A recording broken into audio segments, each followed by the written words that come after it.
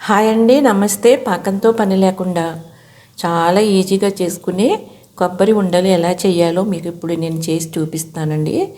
పిల్లలు ఎప్పుడన్నా స్వీట్ చేయమని అడిగినప్పుడు ఇంట్లో కొబ్బరి ఉంటే చాలా ఈజీగా చేసేసుకోవచ్చండి. 10 నిమిషాల్లో 2 కప్పుల కొబ్బరి కూరకి 1 కప్పు బెల్లం వేస్తే సరిపోతుందండి. 2 కలిపి స్టవ్ మీద పెట్టుకుని స్టవ్ లో ఫ్లేమ్లో పెట్టుకుని దగ్గరగా అయ్యే వరకు ఇలా కలుపుతూ ఉండాలండి. ఒక హాఫ్ స్పూను ఇలాచీ పౌడర్ వేసుకోవాలి. 1 స్పూను నెయ్యి వేసుకుంటే టేస్ట్ బాగుంటుందండి. ఇలాగా దగ్గరగా అయ్యేదాకా కలుపుతూ ఉండాలండి. దగ్గరగా వచ్చేసింది. ఇప్పుడు ఇది కొంచెం చల్లారిన తర్వాత మనకు నచ్చినట్టు ఇలాగా లడ్డూల్లా చేసుకోవటమేనండి. చూసారా ఎంత ఈజీగా అయిపోయిందో. చాలా టేస్టీగా ఉంటాయండి.